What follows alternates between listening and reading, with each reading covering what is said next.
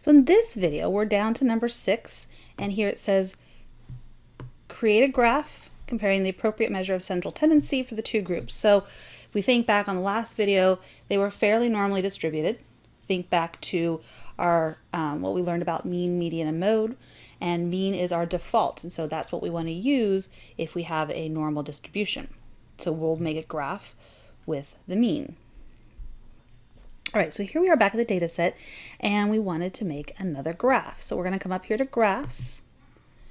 We're going to come up here to down here to legacy dialogues, and we said we want to let's make a bar graph. That's typically how you present your data. And we just need a simple graph for now, and we want to define.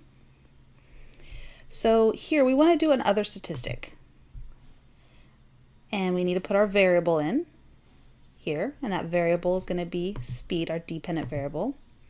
And then we want to put in our category axis. And then this would be, again, if we wanted to have multiple graphs for rows or columns or whatnot. So then we want to come over here to options.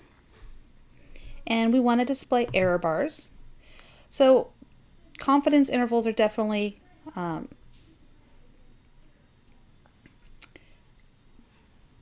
the default these days. I'm going to have you do standard error, just because that's what I started doing. And we're just going to do plus or minus 1. We're going to hit continue. And then we're going to click OK. So here we are, and this is what SPSS has spit out, and the output will just keep coming. So this is what my previous video, right? So now it's this one. And I'm going to let you know that these are not APA formatted. So it would be difficult to get this in APA formatting. We're going to learn later on how to make graphs in Excel or Google Sheets. Excel is really better. Here it shows you the error bars are plus or minus 1 standard error. It's showing you the mean for each group.